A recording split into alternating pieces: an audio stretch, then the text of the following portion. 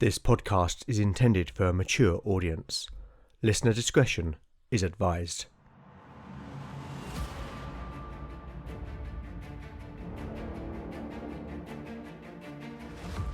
Welcome back to Legend of the Bones. Following in the footsteps of giants, Legend of the Bones is a chimera, a mix of old-school tabletop RPG and dark fantasy storytelling.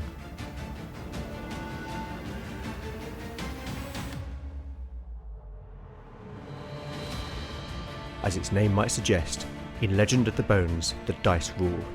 There'll be no rerolls, no fudging the dice, no metacurrency. The roll of the bones will determine the character's destiny, and no one will be spared their fate. None shall escape the destiny of bone. Last time on Legend of the Bones, the party consisting of Beric the Fighter, Lena the Cleric, Keir the Rogue, and Valen the Mage began their journey over the Tain Moor, a wild and desolate place of bleak hills and dark woodlands. On the second day of their journey, the companions lost their way in thick fog. That was until they were guided out by a magnificent and mysterious white stag. However, they lost a whole day in the process. In a flashback, we learnt about Valen's early life in the distant land of Llanrhys, an island nation in the Great Western Ocean, and how he left his homeland after accidentally killing his cruel former master. In the wilderness trek that followed, the party was fortunate to find sufficient food and water to sustain them. Now on the 11th day since the shipwreck, exploring a cave as a possible campsite, the companions have encountered something truly monstrous.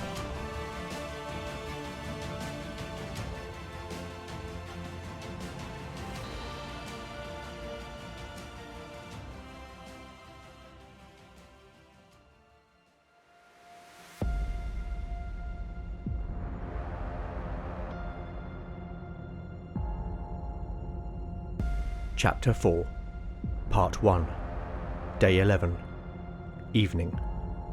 Party status: Beric, 9 out of 9 hit points. Lena, 6 out of 6 hit points. Keir, 4 out of 4 hit points. Valen, 4 out of 4 hit points. Spells available: Valen has memorized Push. The light from Keir's torch spilled into the cavern, illuminating the mass of foul detritus that littered the floor. Rags, excrement, and the decomposing carcasses of a variety of creatures. The fetid stench was overpowering, and the companions felt nauseated as the noxious fume filled their nostrils and throats. From the darkness across the far wall, 3 pairs of eyes reflected like those of a cat in the torchlight. There was a hissing sound, followed by cackling, as 3 grotesque and gangly creatures emerged into the light. They had the forms of hideous, scrawny old women. Their backs were hunched and their limbs elongated. The fingers of their hands each ended with long dagger-like claws. The features of their faces were exaggerated like some twisted parody of humankind. Their white hair was lank and greasy and hung down to their sagging breasts, which were only partly covered by the filthy rags which they wore. One of the creatures held a severed arm on which it had clearly been feasting. The faces of all 3 were smeared with fresh blood, as they grinned with mouths filled with jagged and broken teeth.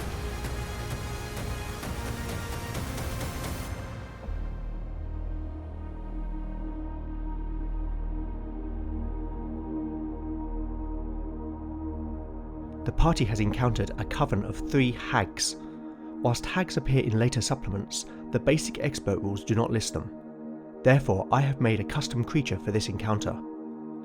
The hags are 3 hit dice creatures with the spellcasting ability of a 3rd level magic user.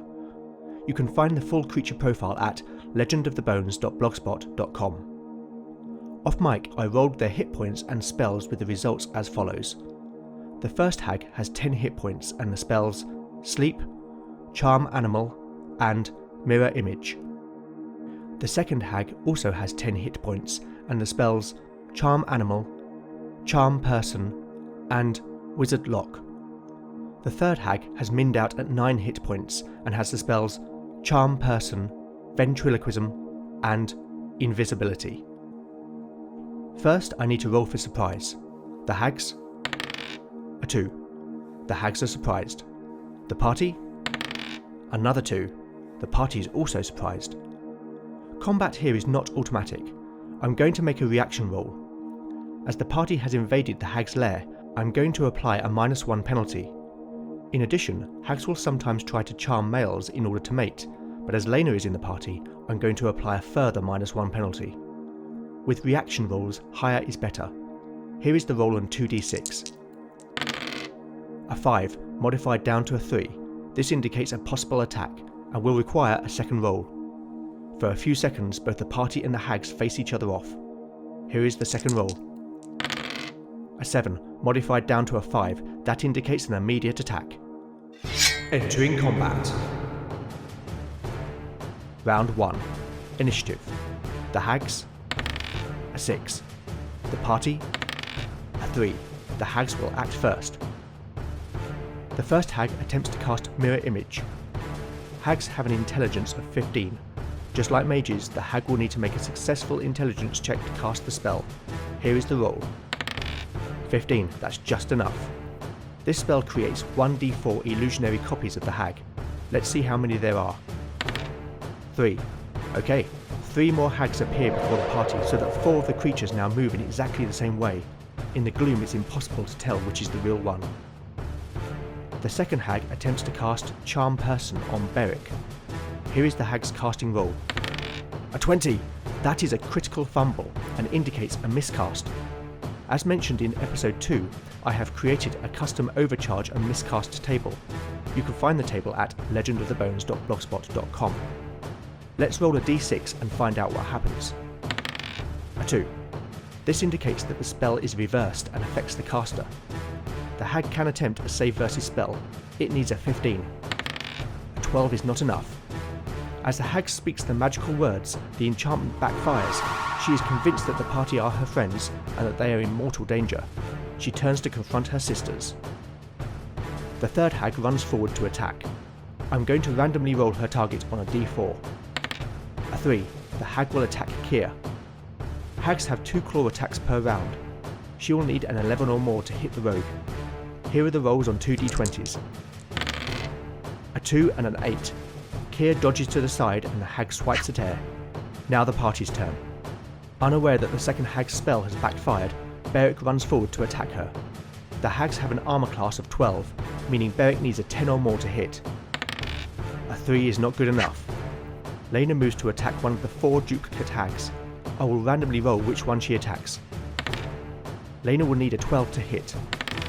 A 19 is a hit for 5 points of damage.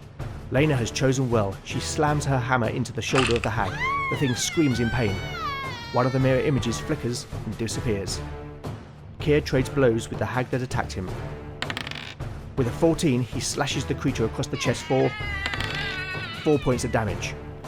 Valen fights alongside Lena, jabbing forward with his staff. I will randomly roll which of their duplicate hags he attacks. Valen needs a 12 or more to hit. A 12, but his staff passes harmlessly through one of the mirror images. Round 2. Initiative. The hags. A 1. The party. A 3. The party presses the advantage. Beric swings his sword at the charmed hag. He needs a 10 or more. An 11 for 8 points of damage! Plus his strength bonus, that's 10 points of damage. The hag turns to face the fighter, and as it does so, Beric decapitates the foul creature with one blow. Black blood sprays from the stump of its neck and it falls to the floor. Lena attacks the duplicated hag again. But with a 5, the hag easily sidesteps her warhammer. Kier lunges against his opponent, looking for another opening. A 10 means the hag steps back narrowly to avoid the rogue's blade. Valen turns his staff towards the same hag as Lena. But a 6 means his jab comes up short. Now the hag's turn. With one of their number killed, I'm going to make a morale check. The hags have a morale of 7. Here is the roll on 2d6. A 5. The hags will not stand for this invasion of their lair. They will continue to fight. The hag that casts Mirror Image will now try to cast the spell Sleep on Lena. Here is its intelligence check. A 5. That is a success. Lena needs to make a save versus spell to resist. Her wisdom score gives her a +2 to saving rolls, so Lena will need a 13 or more. Here is the roll. A 5. Lena's eyelids droop as she slides to the ground in a deep slumber. The hag fighting Keir attacks again. It needs an 11 or more to hit. One roll for each claw. A 17 and a 5. The hag's long claws do 1d4 points of damage.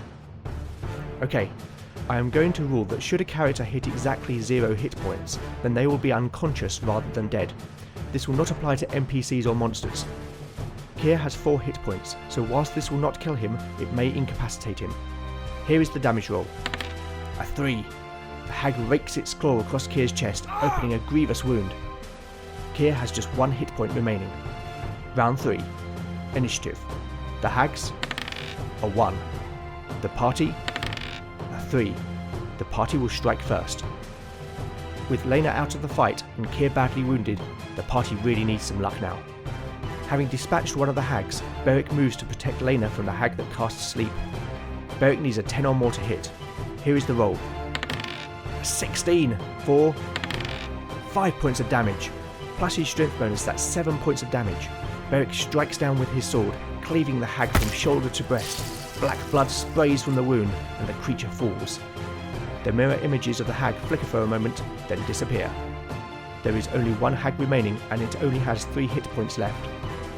Keir retreats out of reach, whilst Valen attacks with his staff. But a 5 is not enough. I'm going to make another morale check for the hag. It needs a 7 or less on 2d6. A 10. The hag can only see death. It will attempt to cast its invisibility spell in order to escape. Here is the hag's casting roll. An 18. In its panic, the hag fumbles the words and the spell fizzles out. It starts to run for the exit. Round 4. Initiative. The hag, a 1. The party, a 3. The party will strike first. This could be the last round. The basic expert rules state that any attacks on a fleeing enemy get a +2 modifier. With his strength bonus as well, Beric only needs an 8 or more to hit the hag. Here is the roll. A 9 for 8 points of damage, plus his bonus, that's 10 points of damage. Beric swings his sword. The strength of the blow, combined with the hag's momentum, cleaves the creature in 2. Blood sprays in the air as the severed body parts fall separately to the ground.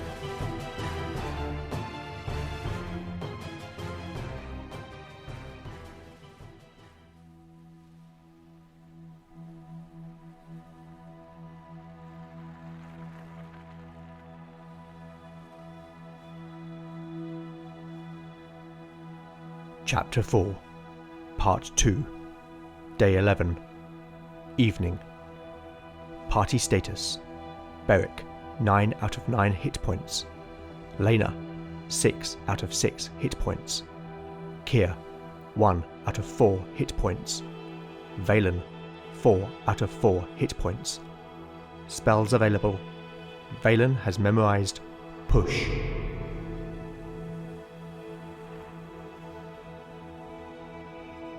Lena took Keir's torch and passed it to Beric, before sitting the rogue down to examine his wound. Leaving the novitiate to her ministrations, Beric walked over to Valen, who was inspecting the slain creatures. "What were those things?" Beric asked. "Hags, fey creatures that are black of heart, a corruption of nature. They like to feed on children and the young to extend their evil lives. See there." Valen pointed towards several skeletal remains of small humanoids. "Hags tend to live near where they can find their victims. My guess is we cannot be too far from Halstone." Before the mage could continue, their attention was caught by the sound of a small cough coming from the darkness of the far corner. Beric readied his sword and moved closer, raising the torch as he did so. As they approached, Beric and Valen saw that the wall of the cavern had a natural hollow approximately 4 feet across. A crude gate of willow branches had been constructed and wedged in place across the opening. Beric brought the torch forward, and the light fell upon the ragged figures of 2 children, a boy and a girl. The children shied away from the light, whimpering. The older child, the girl, was perhaps 9 or 10 years old, shielded the boy with her arm. She looked up at the 2 men with a look of fear mixed with defiance. Beric handed the torch to Valen, sheathed his sword, and crouched down. "It's okay," he said gently. You're safe now. The girl's expression softened. Tears ran down her cheeks, leaving pale streaks through the dirt on her face. I'm going to break this gate open. Is that all right? She gave a small nod, then whispered to the boy who was visibly shaking. Beric grabbed the gate. Several of the branches snapped as he pulled the gate free and tossed it to one side. Crouching down once more, Beric extended his hand. Let's get you out of here. The girl took his hand whilst holding the boy's in her other hand and allowed themselves to be escorted towards the cave entrance. Beric could see now that the boy was younger, perhaps only 7 years old. He had a mop of filthy straw-coloured hair. With his other hand, he gripped a rock to his chest like a surrogate doll. Lena had finished bandaging Kier's wound, who was back on his feet, though the rogue looked pale. When they saw the two children, they could not disguise their shock. Lena crouched down to their level. She reached out to comfort them. The girl let Lena put her hand on her arm, but the boy shied away and clung to the girl. My name is Lena, the novitiate smiled. What are your names? 7. Said the girl in a small voice. And this is my brother, Rowan. Lena gave the girl's arm a gentle squeeze. Come with me. Lena led the children out of the cave with Kier and Valen, whilst Beric performed a final search. Among the refuse and bodies, Beric found a total of 120 silver shillings, which he added to his belt pouch before leaving to join the others.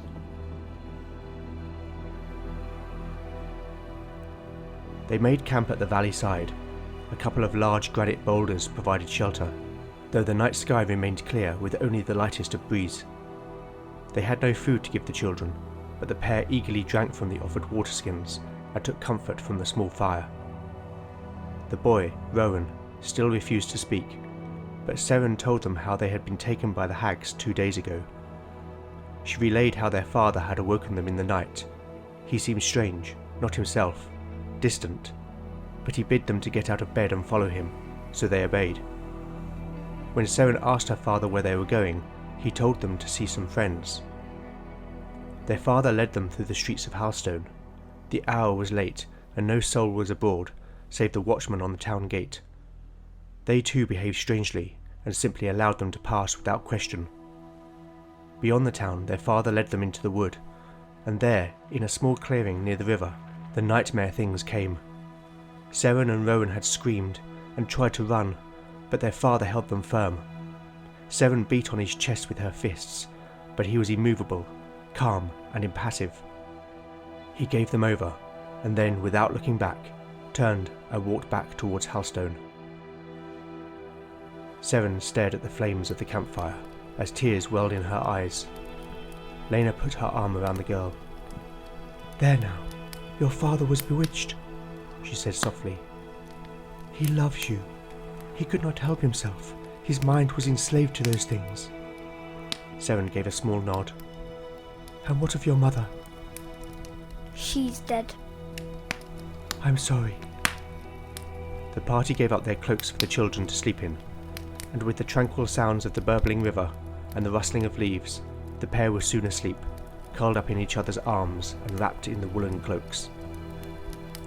The companions spoke in hushed tones as they watched over the children. They've been through so much. Thank the Nine we found them when we did, Lena said. The world is cruel, Kier said flatly in response as he prodded the fire with a stick. The embers crackled and spat. That it is, Kier, Valen agreed. Sometimes, but there is also light. People have the capacity for great kindness.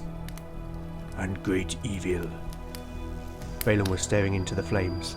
His mind was clearly elsewhere. The fire crackled again, sending tiny sparks up into the night sky.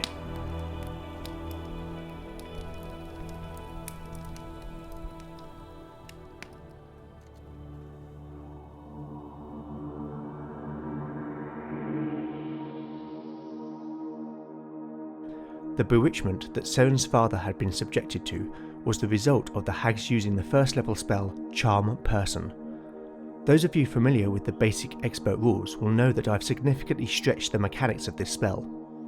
The rules state that commands that contradict the charmed creature's habits or alignment may be ignored.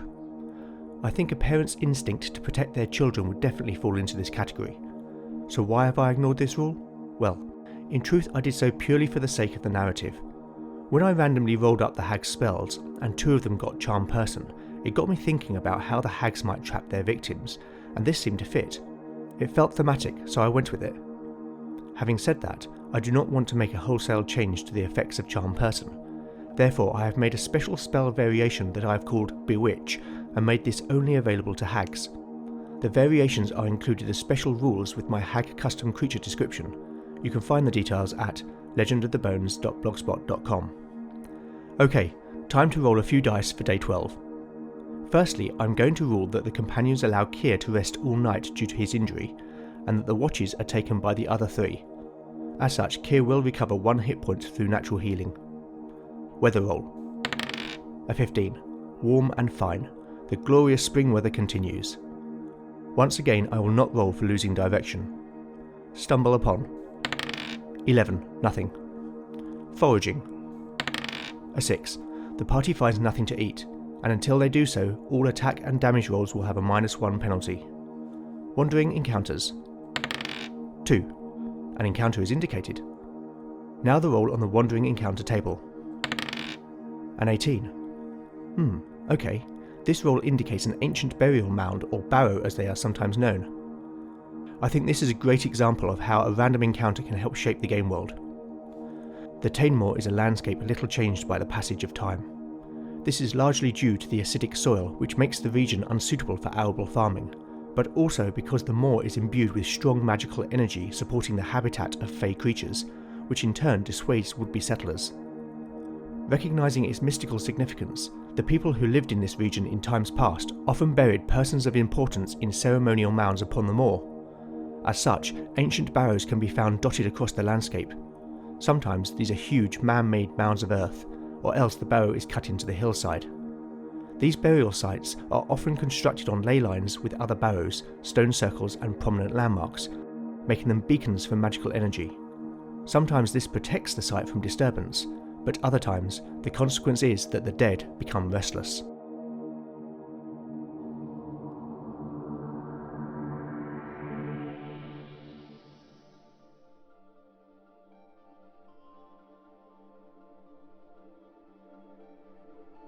Chapter 4, Part 3, Day 12, Morning.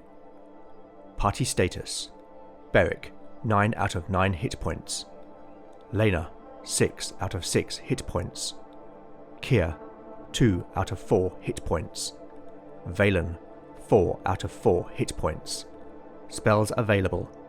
Valen has memorized Push.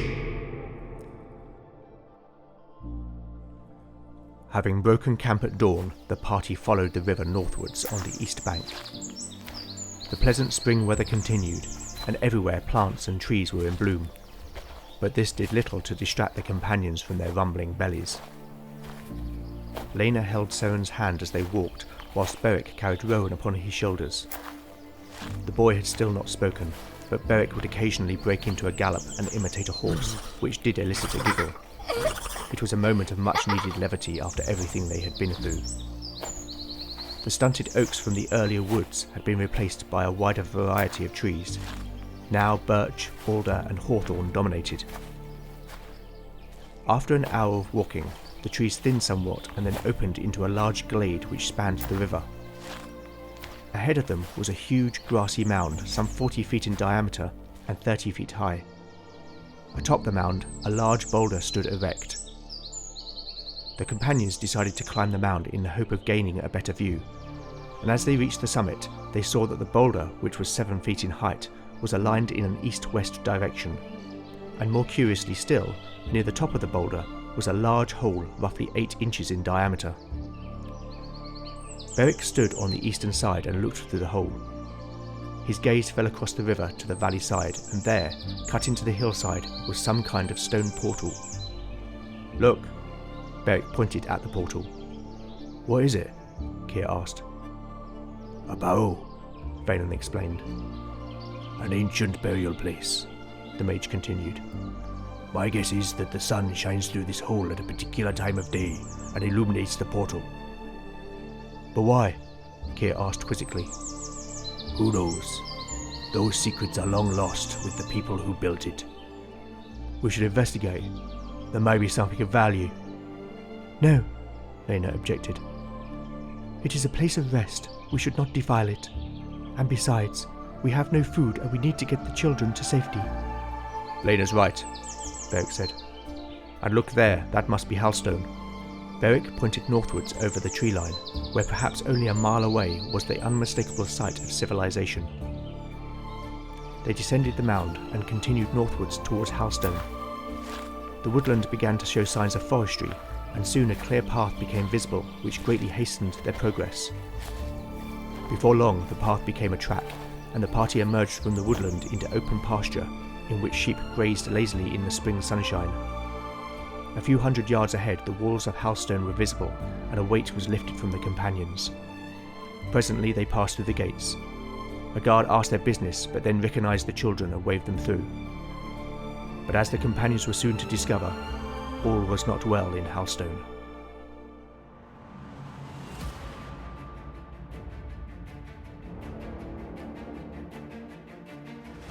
Thank you for listening to Legend of the Bones. If you like what you've heard, then please consider giving it a 5-star review in your podcatcher of choice. Every review helps the show reach new listeners. You can also help by liking or retweeting new episode announcements. You can contact me on Twitter at legendbones, email at legendofthebones@gmail.com, or go to legendofthebones.blogspot.com for show notes, character profiles, maps, and more. Join me next time to find out what awaits our adventurers as the bones decide their fate. None shall escape the destiny of bone. The following podcast is not intended for younger audiences. Listener discretion is advised. The Iron Realm. When all planes of existence fall to ash, there is only one realm that remains. The Iron Realm. Before you in all directions, deep in the dark, there lies the maze. The Iron Realm. Millions of miles of corridors, caves, tunnels without end. This is the ultimate dungeon. Orcs, goblins, kobolds, trolls. Ready your sword, your spells, your crossbow, your warhammer. The Iron Realm. Keep close your companions, for they are your only hope for survival. Elf, fighter, wizard, cleric. There are no rerolls. There is no way out. Yet here, in the dark, if any of the merciful gods still remain, you may find the strength you need to fight, the cunning you need to hide, and the luck you need to stay alive. Just a little longer. Iron Realm! Iron Realm! Iron Realm! I am your maze master, Abel Enzo. Get your dice and graph paper, and be sure to bring your friends. I'll see you in the realm.